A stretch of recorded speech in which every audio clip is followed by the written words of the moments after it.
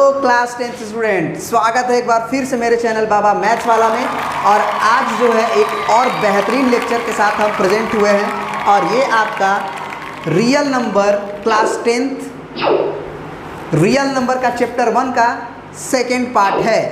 This is the second part of real number. जैसा कि हम प्रोमिस किए थे कि सबसे पहले 2022 और 2023 के सिलेबस को कंप्लीट किया जाएगा, उसके बाद एक और पार्ट बनेगा वीडियोस का जिसमें कि जो डिलीटेड पोर्शन है उसे कराया जाएगा, ताकि बच्चों का कोई भी पोर्शन जो पढ़ना चाहते हो फुल सिलेबस उसका भी नहीं छूटे, और जो केवल और केवल 2022-23 के सिलेबस को पढ़ना चाहता है उसका भी नहीं छूटे। इसके पिछले वीडियो में हम लोग यहाँ तक पढ़ चुके थे, आपको बता देते हैं। लास्ट क्वेश्चन हम लोगों ने ये किया था, ठीक है ना, कि prove that there is no natural number of n for which 4 to the power n ends with the digit 0। यानी कि n का ऐसा कोई भी वैल्यू नहीं है नेचुरल नंबर में, यदि उसे 4 के पावर पे रेज किया जाए तो उसका अंत, यानी कि 4 का पावर n को एक्सपेंड करे तो उसका अंत 0 से हो। ये हम प्रूफ कर चुके थे, ये क्वेश्चन किया जा चुका था। अब हम लोग अपना पार्ट 2 शुरू करेंगे और इसमें हम आपसे प्रॉमिस किए थे कि ये पार्ट में हम लोग एलसीएम और एचसीएफ सीखेंगे by using prime factorisation method, ठीक है ना। तो प्राइम फैक्टराइजेशन मेथड को यूज करने से पहले एलसीएम और एचसीएफ का एक्चुअल मीनिंग को ज़रा समझते हैं कि क्या होता है एलसीएम और एचसीएफ, क्योंकि जब हम एक्चुअल मीनिंग समझ जाएंगे ना तो मेथड कोई भी यूज करके जब हम चीज़ों को निकालेंगे तो उस चीज़ को फील कर लेंगे। मैथमेटिक्स को फील नहीं किया तो क्या किया? फील द मैथ्स, यही तो मेरा स्लोगन है, फील द मैथ्स। सबसे पहले एलसीएम को समझते हैं, फिर एचसीएफ को समझेंगे, ठीक है ना। एलसीएम फुल फॉर्म सब लोग समझते हैं, लोवेस्ट कॉमन और मल्टीपल। फुल फॉर्म सब लोग समझते हैं, लेकिन फुल फॉर्म से मतलब नहीं होता है एलसीएम का। एलसीएम को निकालने का आप बहुत सारा तरीका सीखे होंगे, लेकिन एक नया तरीका हम सीखेंगे और बहुत अच्छा तरीका सीखेंगे। सबसे पहले हम लोग एक छोटे से एग्जाम्पल को एलसीएम एचसीएफ को समझेंगे, ठीक है ना, क्योंकि जब हम महसूस कर लेंगे एलसीएम एचसीएफ को तो मेथड कोई भी होगा उसको यूज करके एलसीएम एचसीएफ निकाल लेंगे, क्योंकि मैथमेटिक्स को फील करना ज़रूरी है, ठीक है ना। तो सबसे पहले एलसीएम का फुल फॉर्म सब लोग जानता है, लोवेस्ट कॉमन मल्टीपल, लेकिन फुल फॉर्म से आप मैथमेटिक्स को फील नहीं कर पाओगे, ठीक है ना। सब लोग जानता है, दुनिया का हर आदमी को अगर बच्चा उसे पूछोगे कि एलसीएम का मतलब क्या होता है, लोवेस्ट कॉमन मल्टीपल, लेकिन वो मल्टीपल नहीं समझता है, कॉमन नहीं समझता है, लोवेस्ट नहीं समझता है। अगर लोवेस्ट कॉमन समझता है तो वो मल्टीपल नहीं समझता है। मल्टीपल का मतलब सीधा होता है कि उस नंबर का, जिस नंबर का तुमसे एलसीएम पूछा जा रहा है उसका मल्टीपल वो पक्का होना चाहिए। फॉर एग्जाम्पल, जैसे मान लो कि एक नंबर हम 2 ले लिए, ठीक है ना, और एक नंबर हम मान लो 3 ले लिए, और हम बोले कि इसका तुम एलसीएम बताओ। तो एलसीएम जब हम निकालेंगे बचपन वाले मेथड से तो ये होता है, नहीं कटेगा ना। तो जब नहीं कटेगा किसी नंबर से तो एलसीएम के लिए क्या किया जाता है, 2 गुना 3 कर दिया जाता है, ठीक है ना। एलसीएम के लिए क्या किया जाता है, 2 गुना 3 कर दिया जाता है, 2 इंटू 3 तो 6 आ जाता है। फिर अगर हम 4 की बात करें और मान लो हम 6 की बात करें, इसका एलसीएम क्या होगा? तो फिर हम क्या करते हैं कि हम 4 को और 6 को ऐसे करते हैं और ऐसे निकाल लेते हैं, 2 दूना 4, 2 तिया 6। तो एलसीएम को क्या लिख देते हैं, अब नहीं कटेगा किसी नंबर से तो 2 इंटू 2 इंटू 3, यानी कि 2 दूना के 4, 4 तिया के 12। ये हम एलसीएम जानते हैं। लेकिन क्या कभी समझे हैं कि एलसीएम में जब हम लोग एलसीएम निकालते हैं तो बचपन में ऐसा भी किया करते थे, जैसे मान लो कि 2/4 हुआ करता था और 7/6 हुआ करता था, तो एलसीएम 4 और 6 का लेते थे तो ये 12 आता था, और फिर हम डिवाइड करते थे। याद होगा कि 4 से हम 12 को डिवाइड करते थे तो 4 तिया 12 3 आता था, फिर 3 का 2 में गुना करते थे, 6 लिखते थे ऊपर, यानी कि 2 गुना 3 लिखते थे, प्लस फिर 6 से भाग देते थे, 6 दूना 12, 2 आता था, फिर 2 में 7 का गुना करते थे, ऐसे करा करते थे। तो क्या उस समय ये चीज़ महसूस किए थे कि जो एलसीएम आया है वो 4 के भी पहाड़ा में है, टेबल में है, और 6 के भी पहाड़ा में है, टेबल में है। यही से आपको एक्चुअल मीनिंग समझ में आता है एलसीएम का, कि भैया मल्टीपल, अगर हम आपसे 2 और 3 का एलसीएम पूछे हैं तो 2 का भी वो मल्टीपल होना चाहिए जो एलसीएम आएगा, और 3 का भी मल्टीपल आना चाहिए, यानी कि वो 2 से भी डिविजिबल होना चाहिए और 3 से भी डिविजिबल होना चाहिए।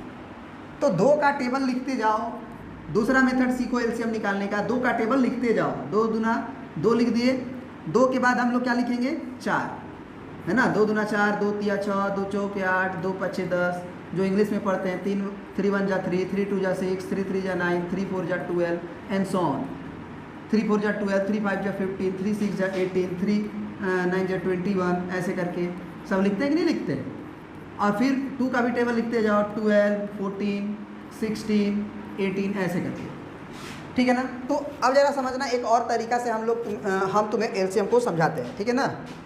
इसको थोड़ा सा घेर दे रहे हैं ताकि आप समझ पाओ इसको, ठीक है ना। इसको पूरा फोकस करना है। फिर से देखो, अगर तुमसे एलसीएम पूछा जाए तो मेथड 2 से निकालने का क्या तरीका है। एक तरीका तो तुम 6 सीख गए, दूसरा तरीका क्या है कि 2 का और 3 का टेबल लिखो और फिर कॉमन नंबर खोजो। जैसे 2 दोनों में खोजेंगे नहीं मिलेगा, 4 दोनों में खोजेंगे नहीं मिलेगा, 6 मिल गया ना दोनों में, फिर और भी खोजो, 6 के बाद भी तो कॉमन मिलेगा। जैसे 8 नहीं मिला, 10 नहीं मिला, 12 मिल गया, फिर 14 नहीं मिला, 16 नहीं मिला, 18 मिल गया। तो इस तरह से अभी आगे जाओगे, जैसे 2 के भी टेबल में अभी आगे जाओगे तुम, तो और भी कॉमन्स मिलेंगे। तो सबसे पहला मिला 6, फिर मिला 12, फिर मिला 18, 2 के भी टेबल में और 3 के भी टेबल में। 2 तिया 6, 2 छके 12, 2 9 18, 3 दूना 6, 3 चौके 12, 3 छके 18, यानी कि 2 और 3 दोनों का ही कॉमन मल्टीपल 6 12 18 था। कॉमन मल्टीपल मतलब 2 से भी कट रहा था और 3 से भी कट रहा था, तो दोनों से कट रहा है तो कॉमन हुआ। कॉमन माने दोनों में, दोनों से कटे, और मल्टीपल तो है ही, लेकिन लोवेस्ट सबसे छोटा मल्टीपल कौन है 6। इसीलिए तुम्हारा एलसीएम जो है वो 6 हो जाता है, 6 हो जाता है। उसी तरह से अगर 4 और 6 का एलसीएम बात किया जाए तो 12 आया था। अब इसी को निकालने का दूसरा तरीका समझना, ठीक है ना। 4 और 6 के एलसीएम को निकालने का हम दूसरा तरीका को सीख रहे हैं। सबसे पहले तो आया क्या था आंसर 12। फिर अभी हम क्या करेंगे कि 4 का टेबल लिखेंगे। 4 कम 4, 4 2 जा 8, 4 3 जा 12, 4 4 जा 16, 4 5 जा 20, 4 6 जा 24, फिर 28, ऐसे करके, ठीक है ना। फिर हम लोग 6 का टेबल लिखेंगे। 6 1 जा 6, 6 2 जा 12, 6 3 जा 18, 6 4 जा 24, ऐसे करके, ठीक है ना। अब इसमें कॉमन मल्टीपल पहले ढूंढो। तो 4 तो नहीं है, 8 भी नहीं है, 12 दिख रहा है भाई, 12 ले लिए। 16 नहीं है, 20 नहीं है, 24 दिख गया भाई। और भी जब आगे जाएंगे तो और भी कॉमन मल्टीपल हमें मिलेगा। सबसे पहले तो 12 मिला, फिर आपका 24 मिला, ठीक है ना। तो इसमें लोवेस्ट कौन है 12 में और 24 में? लोवेस्ट मल्टीपल कौन है? देखो 12 भी 4 का मल्टीपल है, क्योंकि 4 तिया 12, 4 छके 24, दोनों में मल्टीपल है 4 का। 6 भी मल्टीपल है, 6 का भी मल्टीपल है, यानी कि 6 दूना 12, 6 चौके 24, लेकिन लोवेस्ट मल्टीपल कौन है 12। तो इसीलिए एलसीएम क्या हो गया हमारा 12।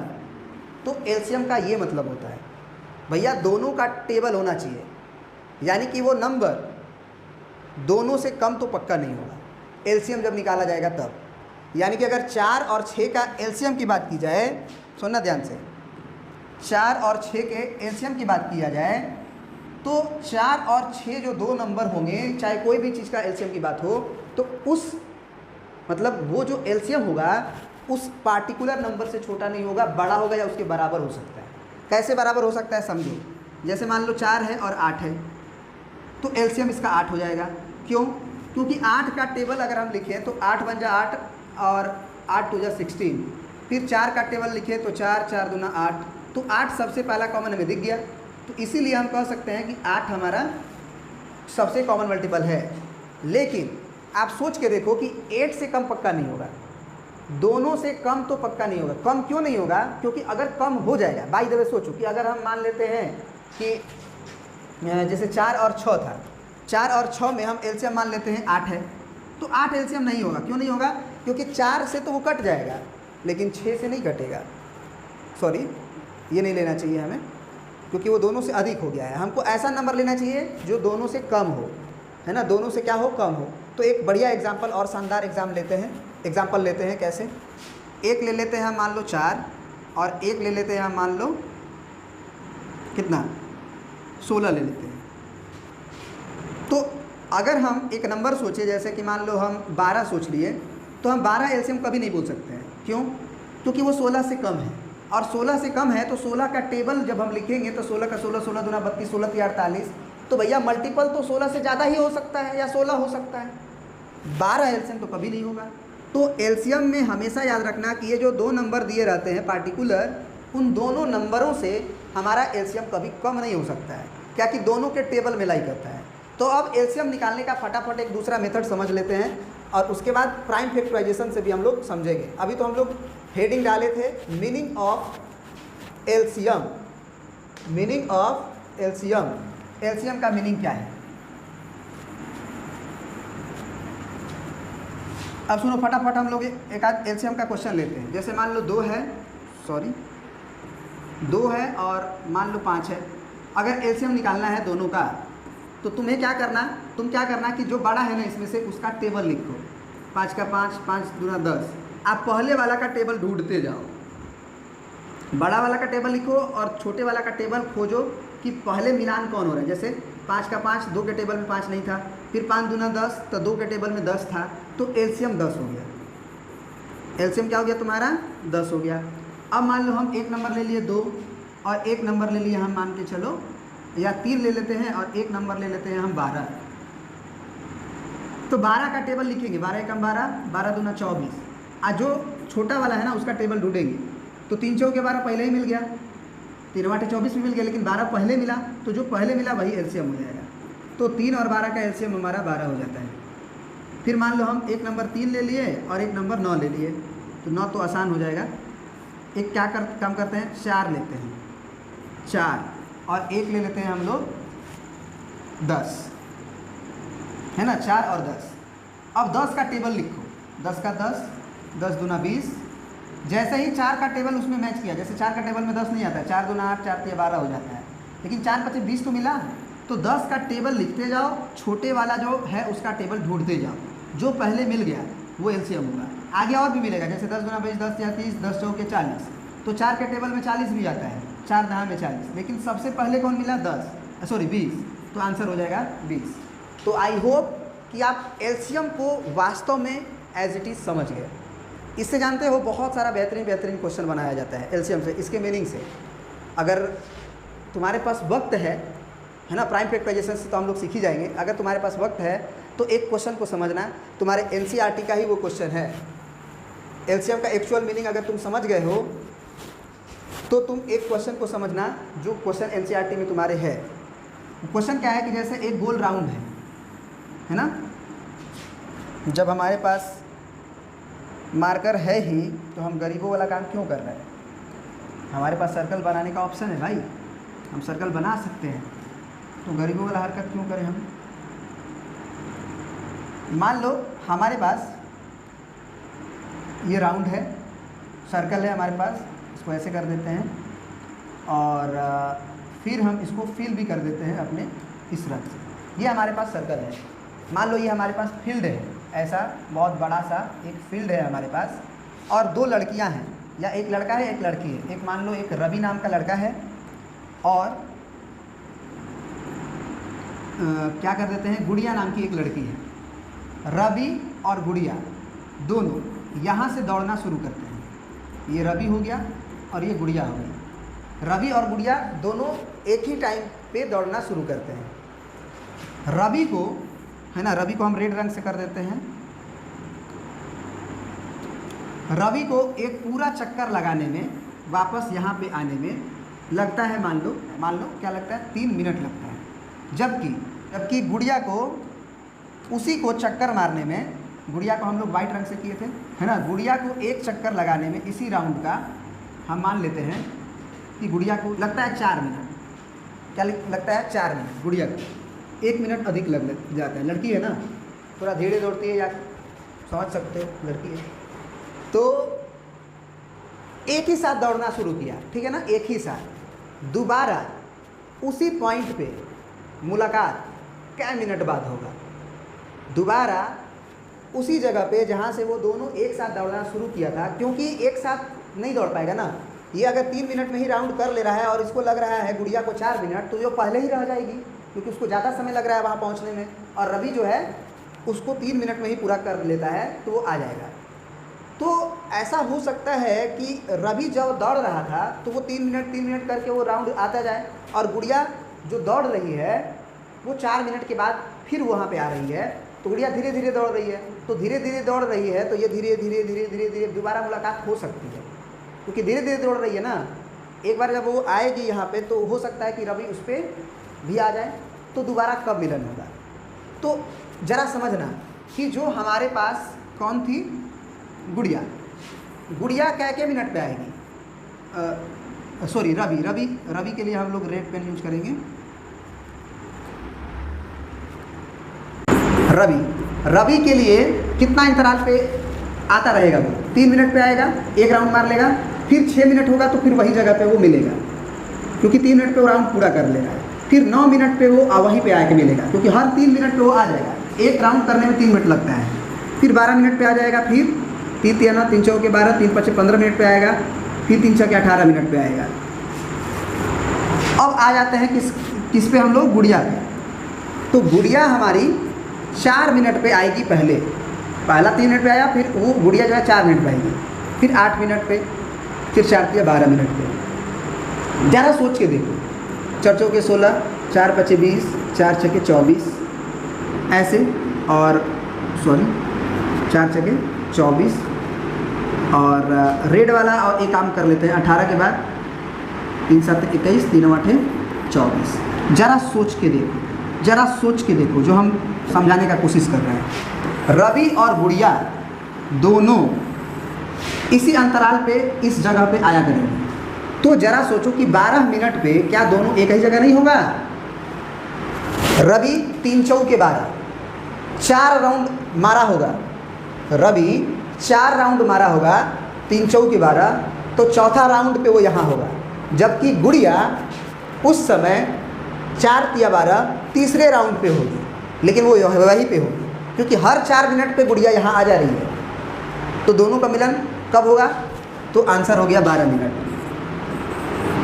क्या हो गया आंसर, 12 मिनट। क्या फिर मुलाकात होगी, बिल्कुल होगी। कितने मिनट पे, 15 18 21, कॉमन नहीं है, 24 सीधा कॉमन दिख रहा है यहाँ पे, तो अगला 24 मिनट पे कॉमन मिलन होगा। क्यों होगा ऐसा, क्योंकि रवि उस समय 3 8 24 8वां राउंड कर चुका होगा, 8वां राउंड पे वहाँ होगा, जबकि गुड़िया जो होगी वो क्या होगी, 4 6 24, चौथा राउंड ही मारी होगी, सॉरी 6वां राउंड मारी होगी, माने कि 6वें राउंड पूरा की होगी, जबकि रवि उस समय 8वां राउंड पे होगा। तो मिलन तो हुआ ना, क्योंकि हर मल्टीपल पे मिलेगा।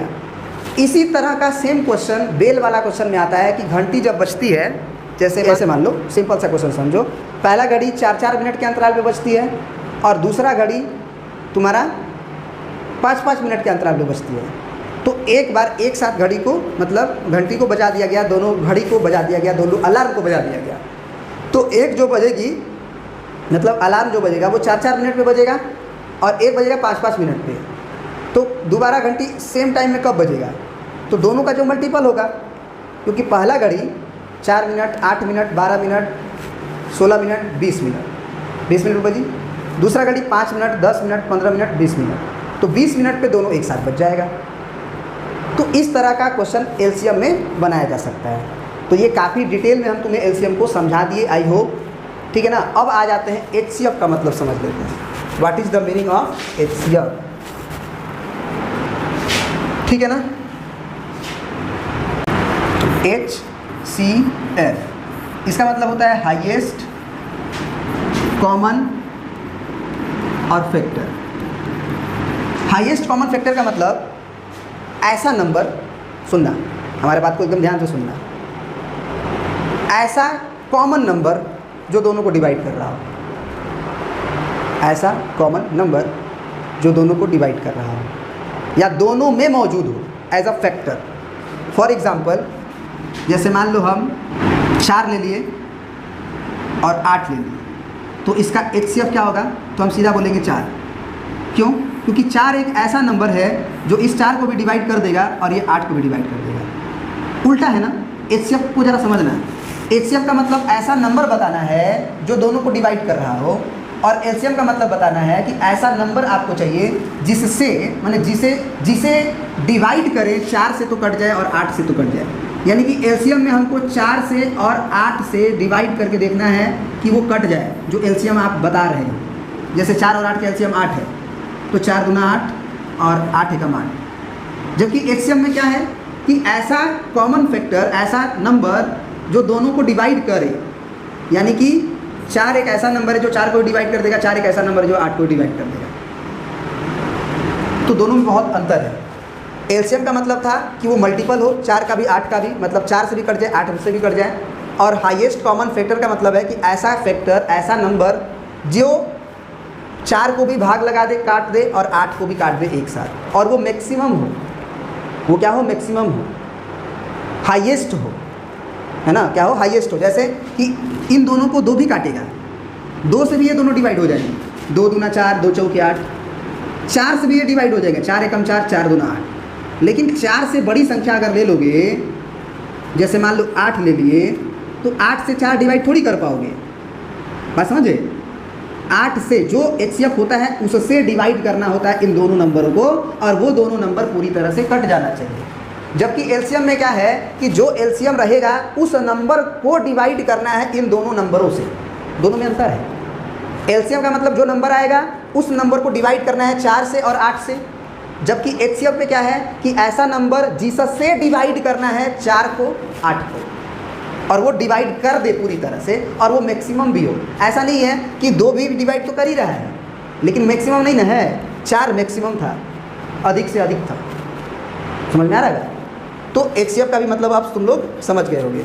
अब एचसीएफ को निकालने का प्राइम फैक्टराइजेशन से मेथड को समझते हैं। जैसे यही एग्जांपल हो गया, मान लो तुम्हारा एक 6 हो गया और एक 20 हो गया। तो प्राइम फैक्टराइजेशन से अगर हम निकालें तो 6 का प्राइम फैक्टराइजेशन होता है 2 × 3, जबकि 20 का प्राइम फैक्टराइजेशन होता है 2 × 2 × 5। 2 दूना 4, 4 5 20। अब जरा सोच के देखो कि ऐसा नंबर जो दोनों में कॉमन हो, या दोनों का फैक्टर, बस कॉमन देखो ना, कॉमन जो नंबर हो ना, कुछ भी छोड़ना नहीं है। 2 ही ना केवल कॉमन है, क्या और भी कोई कॉमन है? नहीं है। तो जो कॉमन होगा उसे हम लोग एचसीएफ बोलते हैं। तो एचसीएफ का मतलब यहाँ पे हो गया 2। 6 और 20 का एचसीएफ 2 ही होगा। जबकि एलसीएम की बात अगर होगी तो अभी हम तुमसे समझाए हैं कि 6 और 20 का अगर एलसीएम की बात होगी तो ऐसा नंबर बताना है जिसे 6 से डिवाइड किया जाए तो भी कट जाए, और 20 से डिवाइड किया जाए वो भी कट जाए, वो सबसे कम। तो हम बोले थे ना कि बड़े वाला का टेबल लिखते जाओ, 20 का टेबल लिखते जाओ, 20 दूना 40 या 60। अब 6 का टेबल पढ़ो, 6 का टेबल में 20 नहीं आता है, ये 40 भी नहीं आता, लेकिन 60 आता है 10 बार में। तो आंसर इसका 60 हो गया। लेकिन इस मेथड से नहीं बताना है एलसीएम, मेथड लगाना है प्राइम फैक्टराइजेशन।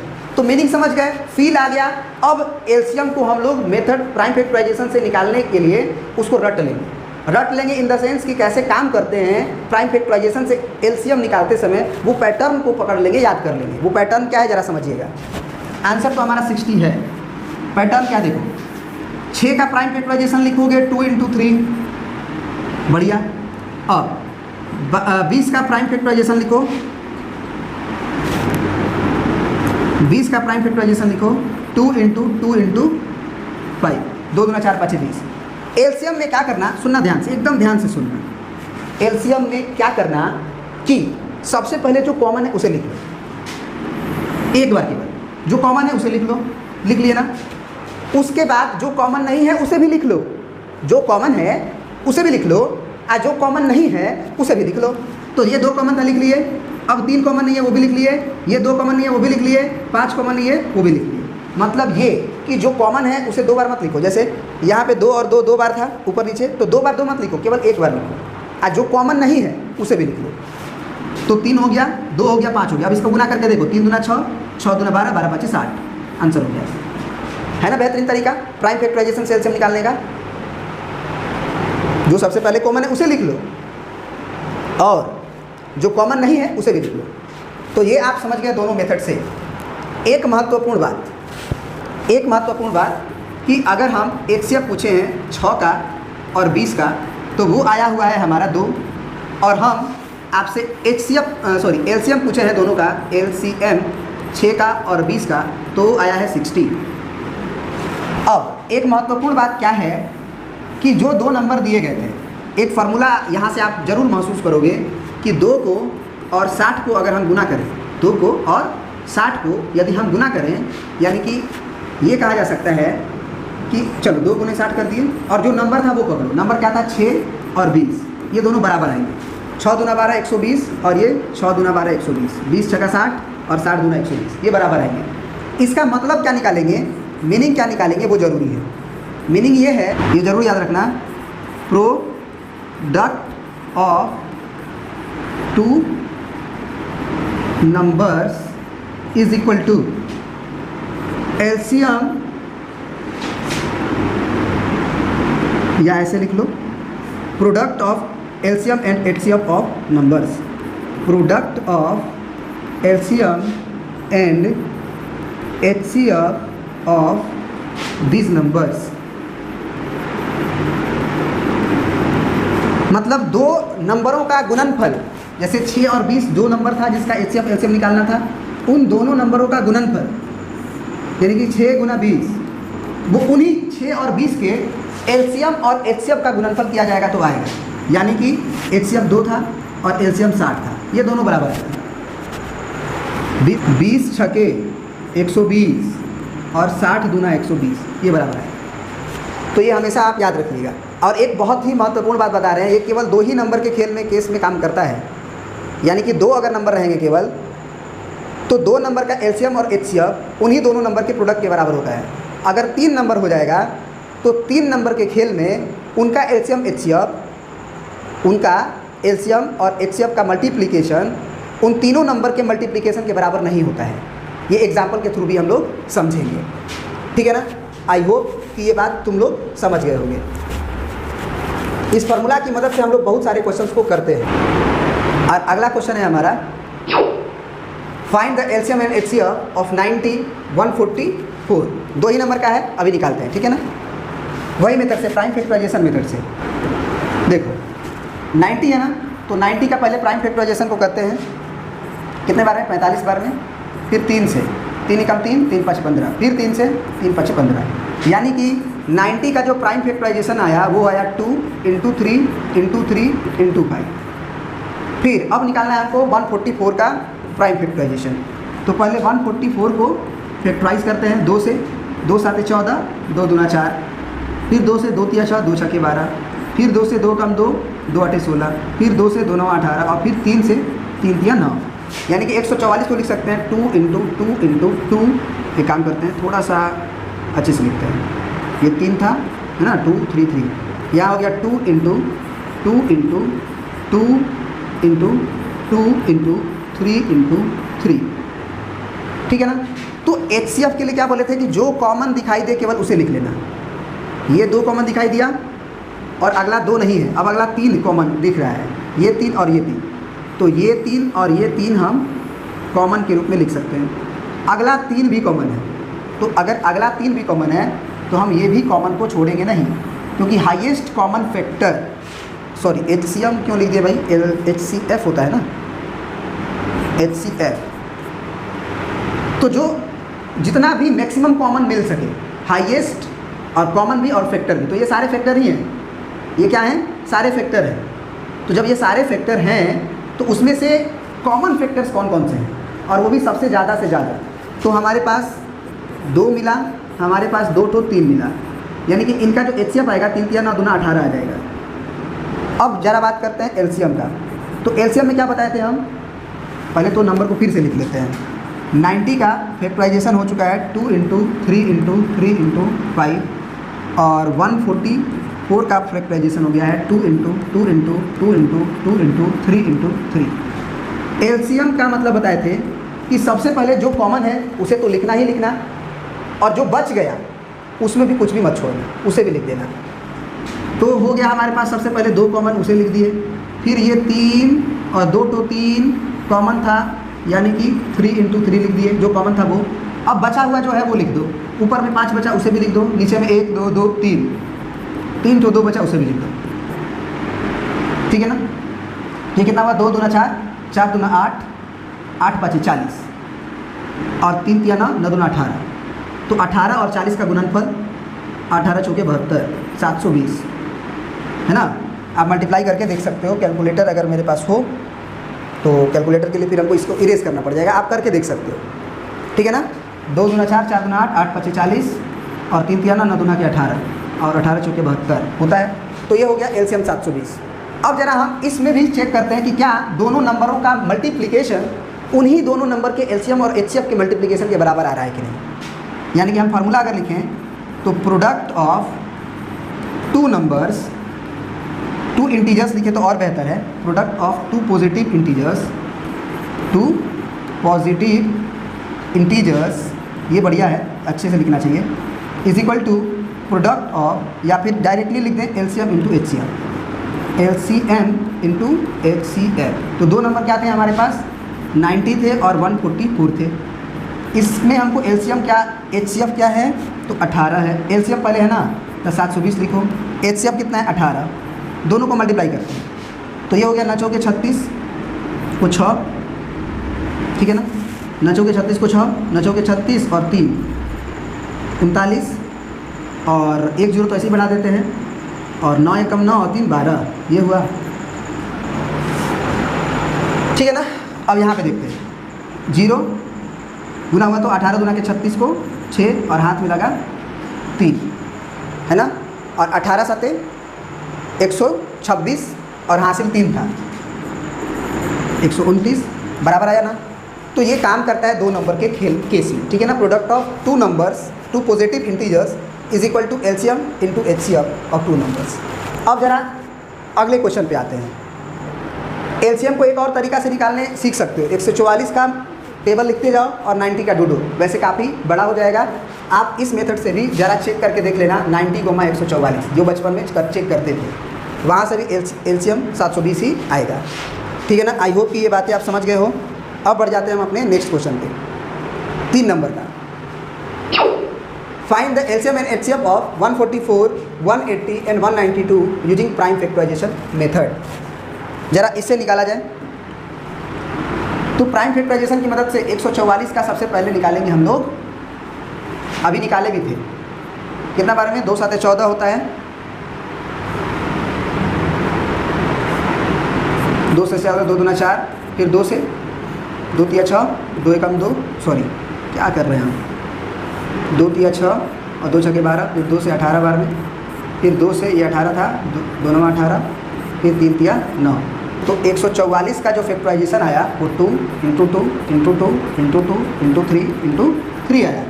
अब 180 का निकालते हैं, तो 180 का 2 9 18, फिर 2 से 45 बार में, 2 चौके 8 2 5 10, फिर 3 एकम 3 3 5 15, फिर 3 5 15, यानी कि आपके पास 180 का प्राइम फैक्टराइजेशन हो चुका है 2 × 2 × 3 × 3 × 5। और अब बच गया 192, तो 192 का भी प्राइम फैक्टराइजेशन किया जाए, 2 से जाएगा पहले तो 2 9 18, 2 छके 12, फिर 2 तिया 6, 2 8 16, फिर 2 एकम 2, 2 9 18 है ना, 2 तिया 6, सॉरी क्या कर रही है यार, यहाँ पे तो हम बहुत भयंकर गलती कर दी है।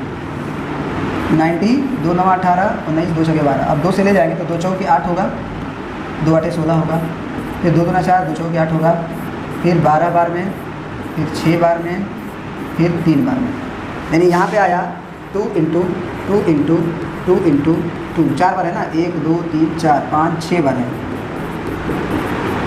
× 3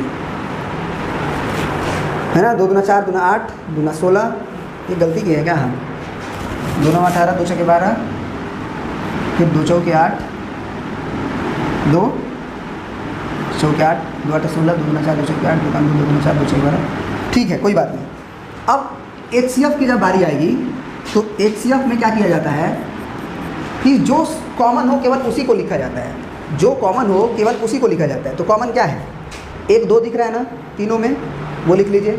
अगला 2 भी है क्या, बिल्कुल है, उसे भी लिख लीजिए। अब अगला कोई कॉमन है क्या, 2 तो नहीं है आप, क्योंकि इसमें 2 नहीं मिलने वाला, बीच वाले में 3 को देखा जाए तो 1 2 3 तो भैया तीनों में दिख रहा है। अब क्या कोई और कॉमन है, अगला 3 देखा जाए तो इसमें 3 3 है, लेकिन अगले वाले में अब 3 नहीं है, 5 तो केवल इसी में है।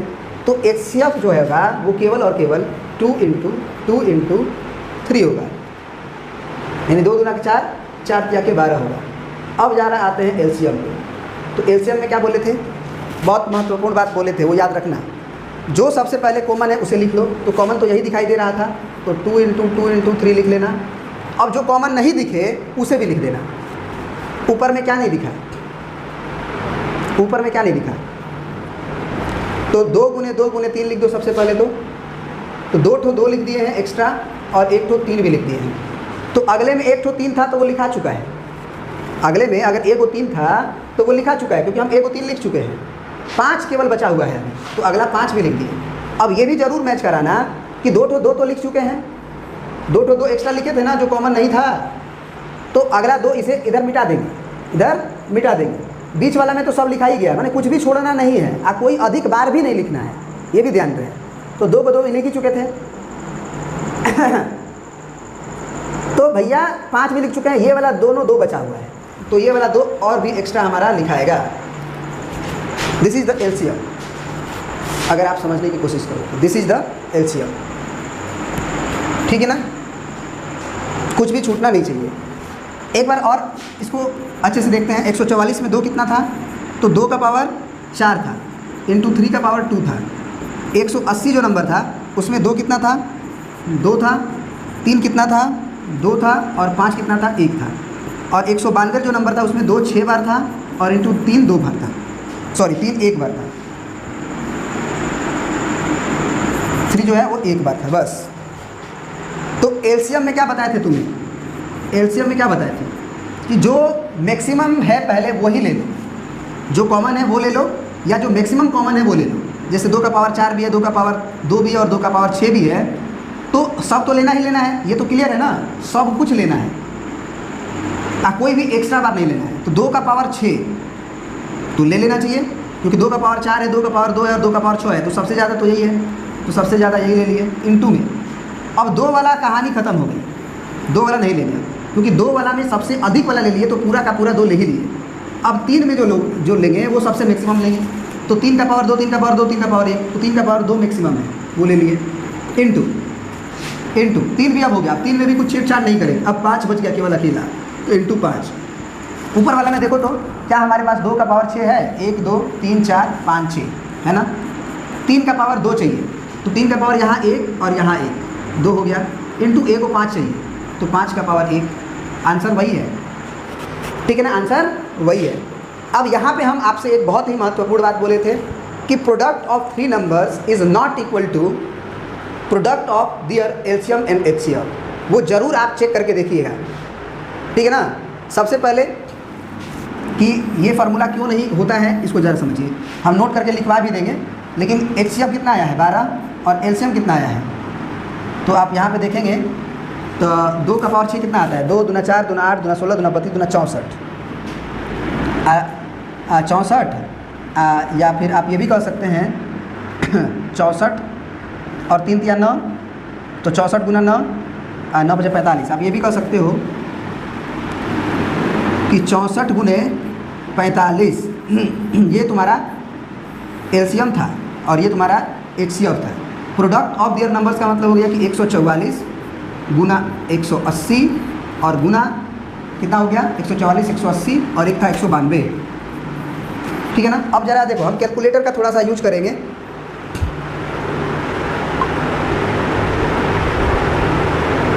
तुम लोग भी कर लेना, आप करके देख लेना ज़रूर, ठीक है ना, ये मैच नहीं करेगा।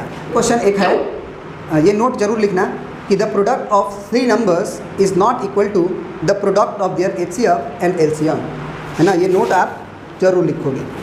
अब अगला क्वेश्चन आपको एक होमवर्क दे देते हैं कि find the HCF and LCM of 6, 72 and 120। अगर कहोगे तो ये हम निकाल भी देंगे, ठीक है ना। तो जितना ही कर ही दिए हैं तो ये भी कर देते हैं। 6 का प्राइम फैक्टराइजेशन होगा 2 × 3, और 72 का प्राइम फैक्टराइजेशन हमें निकालना पड़ेगा 2 से, 2 तिया 6 और 2 छके 12, 18 दूना 36 होता है, 2 9 18 और 3 तिया 9, तो यानी कि यहाँ पे हो गया 2 गुने 2 गुने 2 गुने 3 गुने 3, और एक है हमारे पास 120। तो 120 में हम लिख सकते हैं 2 गुने 2 गुने 2, 2 दूना 4, 2 के 8 और 8 के 24 और 24 पाँचे 120। ठीक है ना। अब HCF की अगर बारी आती है तो HCF में क्या होता है, जो कॉमन हो केवल 2। तो एक 2 कॉमन दिखाई दे रहा है और एक 3 कॉमन दिखाई दे रहा है, यानी कि HCF तुम्हारा 6 आ गया। LCM की बात किया जाए तो जो कॉमन है वो तो लिखना ही लिखना है और जो कॉमन नहीं है वो भी लिख दो। तो अब देखो 2 और 3 तो कॉमन था ही, ये 2 दूना 4, 2 दूना 4 दोनों में था ना, कॉमन है वो भी लिखना है, नहीं है वो भी, तो 2 को 2 लिख दिए। अब एक को 3 बचा हुआ है और एक को 5 बचा हुआ है, वो लिख दो। तो LCM कितना हो जाएगा, 3 दूना के 6, दूना के 12, दूना के 24 और 24 और 5 के 15, तो 24 गुना, आप ऐसे भी कर लोगे, कर सकते हो, 5 दूना 10, 10 दूना के 20, 20 हुआ ना, और 3 3 दूना के 18, तो 18 दूना के 36, यानी कि ये 360 हो जाएगा। एक और तरीका से हम LCM क्या बताए थे निकालने, ऐसे पहला आया था मैंने 6 का 2 गुने 3 और दूसरा आया था 72 का कितना, 2 का पावर 3 गुने 3 का पावर 2 और 120 का आया था 2 का पावर 3 गुने 3 गुने 5। तो LCM के लिए जो सबसे मैक्सिमम पावर हो पहले उसको कंसिडर करो। जैसे यहाँ 2 है, यहाँ 2 का पावर 3 है, यहाँ भी 2 का पावर 3 है, तो 2 का पावर 3 जो होगा वो सबसे पहले ले लेंगे, जो अधिक से अधिक है। और फिर 3 में देखा जाए, 3 में भी सबसे अधिक क्या है, 3 का पावर 2, तो उसे ले लो।